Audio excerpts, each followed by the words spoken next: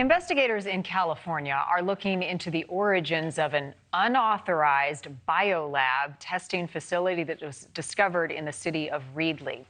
Concern was immediately raised after the lab was found with at least 20 different infectious agents, from herpes to malaria, COVID, all being stored inadequately, messy, right? You're looking at some of the images from inside. Investigators also discovered nearly 1,000 mice being bioengineered and caged in inhumane conditions. Many of them were dead when they got there. Officials say a Chinese medical company was operating this unlicensed facility, and any investigation into the origins of the company is turning up empty. Local leaders are now under fire after it was discovered the county learned of the illegal lab back in December, but that the public wasn't alerted until months later. Lawmakers are now calling on Congress to investigate this. There is fear this lab leak may resemble what we saw in Wuhan, China, and allegations around a leak there and the start of COVID-19. I want to bring in now, just to understand the investigation and how this will progress, as national security analyst and former CIA officer Tracy Walder. Tracy, thanks for being here. This is a biological house of horrors, as it's been described, and many of the investigators working the case said they have never seen anything like it. How do they go about this investigation, given the fact that it sounds like the Chinese company they're working with is not being all that forthcoming about what they were doing and why? Well, thank you so much for having me, Marni. Just as you said, this is a biological house of horrors. I worked WMDs at the CIA. This is not how you store them. All of these materials needed to be in, at the very lowest, a biosafety level facility of a 2 or perhaps a 3. This was nowhere near that. This was just a warehouse. And again, all that they saw initially that tipped them off, really the code enforcer here is the hero in this story, was kind of an errant hose.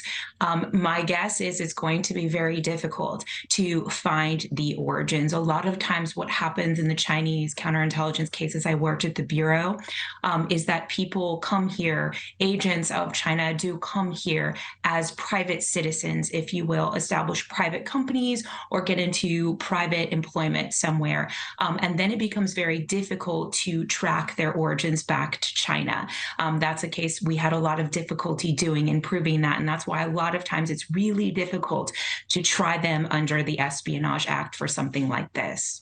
So will they be trying to determine if this was just careless and sloppy work, or if it was something more nefarious? Will that be hard to find out? I think they're probably going to do both. Look, the first thing that they need to do here is make this area safe, safe for the citizens of this community and safe for the public as a whole. I think that is priority number one. And it's my understanding that's what they have been doing since March. So I think once all of that is underway, the next thing they will do is look at the source of origin behind all of this. But I suspect that that's going to take quite a while. Again, the Chinese CI case I worked at the Bureau took in total about 6 years. I hope that's not the case here, but that's a lot of times what can happen when putting all these puzzle pieces together. And the big question from the public, right, is safety and a possible bio threat. I mean, how easy would it be for one of these viruses, we're talking chlamydia, E. coli, hepatitis, rubella, malaria, to get into the public as they abate this issue? Right. I mean, that is problem number one that they are trying to mitigate. My bigger question, and I've said this before, is I want to understand also where the samples of these diseases came from. We have very strict protocol here in the United States in terms of how we pass these around to our different BSL level facilities. I want to understand where these came from, because that's problematic as well. Were those handled properly? And if not, did that get out to other communities as well during their transit? I don't mean to scare people, but I think that that's a big thing we need to think about. Right. And if not for this one worker who saw that errant hose, we might not know this place existed. But it also makes you wonder how many more of these places are hiding in plain sight. Absolutely. I mean, again, I do believe this code enforcer is quite frankly a hero in this situation. It does make me wonder how many of these places are hiding in plain sight, which again, I'm sure is scary to some people, but I think we need to be vigilant. And this seems trite or flippant, but if you do see something, say something, there's no harm in that at all. Yeah, this company, Prestige Biotech, Chinese medical company registered in Nevada, operating unlicensed at this facility. A lot of questions around this. Tracy, as always, thank you for your perspective. Thank you for watching. Go to newsnationnow.com to find NewsNation on your television provider. And don't forget to click the red subscribe button below to get more of NewsNation's fact-driven, unbiased coverage.